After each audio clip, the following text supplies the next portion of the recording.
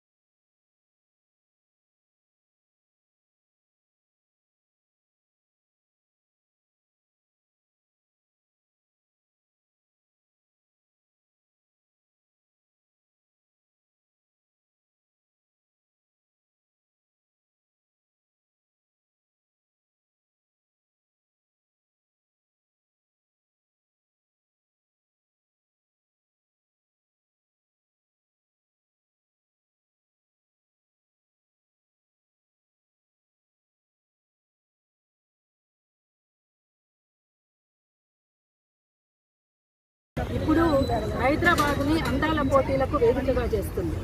ఇది చాలా చాలా బాధాకరం, విచారకరం కూడా. ఆడబిడ్డలంటే కేవలం కొలతల వరకే పరిమితం కాదు. ఆడబిడ్డలంటే ఆత్మగౌరవ ప్రతీక, ఒక సాంస్కృతిక ప్రతీకగా ముందుకొచ్చినటువంటి బతుకమ్మకు ఒక ప్రాముఖ్యతనిచ్చేటువంటి రాష్ట్రం తెలంగాణ రాష్ట్రం. అట్లాంటి రాష్ట్రంలో ఆడబిడ్డలకు పెద్దపీట వేయాల్సింది పోయి వాళ్ళని కించపరిచే విధంగా, అగౌరవపరిచే విధంగా, ఆత్మగౌరవాన్ని కించపరిచే విధంగా, దిగజార్చే విధంగా మీరు కొలతలకు పరిమితం చేసి ఇక్కడ అందాల పోటీలను నిర్వహించడం అనేటువంటిది చాలా సిగ్గుచేటైనటువంటి విషయము. అందుకని వెంటనే అందాల పోటీలను రద్దు చేయాలని చెప్పేసి డిమాండ్ చేస్తూ ఇన్ని మహిళా సంఘాలు ఇంతమంది పెద్ద ఎత్తున రోడ్ల మీదకి వచ్చింది.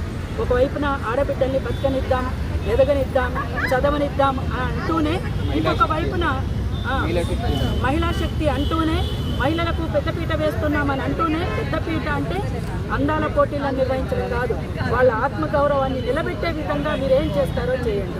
ఇంతకుముందు అధికారులకు మెమోరాండం ఇవ్వడం, కలెక్టర్లకు కూడా ఈ అందాల పోటీని వ్యతిరేకిస్తూ ఇక్కడ తెలంగాణలో నిర్వహించకూడదని ఖండిస్తూ మేము మెమోరాండం కూడా ఇచ్చాం. ఇవాళ అనేక సంఘాలతోని ఇక్కడికి ర్యాలీగా వచ్చాం. ముఖ్యంగా ఈ అందాల పోటీలు నిర్వహించడం వల్ల భారతదేశం ఖ్యాతి వస్తుందని మాట్లాడుతూ ఉన్నారు. సామాన్య ప్రజానీకాన్ని నమ్మజూపుతా ఉన్నారు. ఇది మొదటిది కాదు, ఇది మూడవసారి. బెంగళూరులో జరిగినాయి 1996లో, 2024లో ముంబైలో కూడా జరిగినాయి. ఏం ఖ్యాతి వచ్చింది, ఏమొచ్చింది? ఇందాక మిత్రులందరూ మాట్లాడుతుంటే విన్నారు కదా. మహిళల పైన అత్యాచారాలు జరుగుతున్నాయి. పసిపాప నుండి పాలు తాగే పసిపాప నుండి 60 ఏళ్ళ ముసలామ వరకు అత్యాచారాలు జరుగుతూ ఉన్నాయి. అవి ఆపేటువంటి పరిస్థితి కానీ దాని మీద ఏ చర్యలు కూడా తీసుకోలేదు. ముఖ్యంగా భారత ప్రభుత్వము హిందూ ధర్మం అని, సనాతన ధర్మం అని కట్టుబొట్టని ఒకవైపు చెప్తూనే అర్ధనగ్నంగా మహిళలను మార్కెట్లో చూపిస్తూ యువతరానికి ఏ సందేశం ఇస్తా ఉన్నారు. ఇవాళ అందం దక్కకపోతే, ప్రేమించిన పిల్ల దక్కకపోతే ఆ మందం చెడిపోవాలని యాసిడ్ పోసే పరిస్థితిలో ఉన్నాం. ఇవాళ అందం కోసము ఆహారం లేకపోయినా సరే, అవసరాలు తీరకపోయినా సరే, అందము పెంపొందించుకోవడం కోసము మార్కెట్లో ఉన్నటువంటి సరుకులను వినియోగిస్తూ, కాస్మెటిక్స్ వినియోగిస్తూ ఇవాళ పెంపర్లాడుతున్నటువంటి యువతరాన్ని చూస్తూ ఉన్నాం. యువతరానికి ఏమి ఇస్తూ ఉన్నారు? 12 యూనివర్సిటీలలో ఫ్యాకల్టీ లేదు, విద్యా వ్యవస్థలో నాన్ స్టాపింగ్ లేదు, స్టాఫ్ లేరు, మినిమం తాగడానికి నీళ్లు లేవు, గర్ల్స్ కాలేజీలలో, గర్ల్స్ హాస్టల్లో వాటర్ లేదు, వాష్రూమ్స్ లేవు. ఇది విద్యా వ్యవస్థ పరిస్థితి.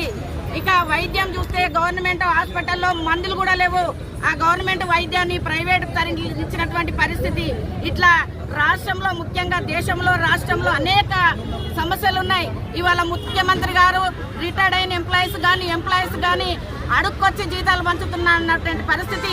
మరి 10 తారీఖు మే నుండి 31 మే వరకు 21 రోజులుగా 140 దేశాల అందగత్యలు ఇక్కడ ఉండడం వల్ల ఎంత ఖర్చు అవుతుంది?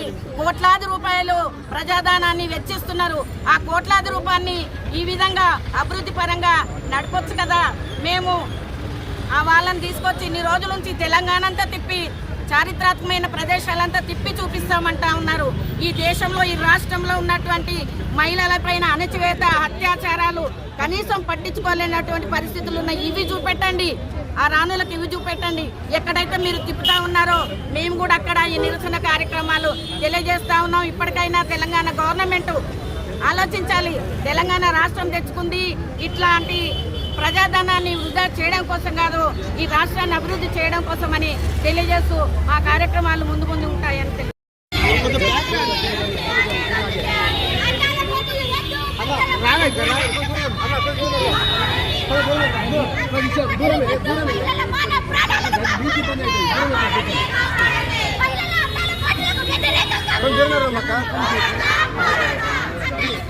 అన్న కొంచెం ప్లీజ్ అన్న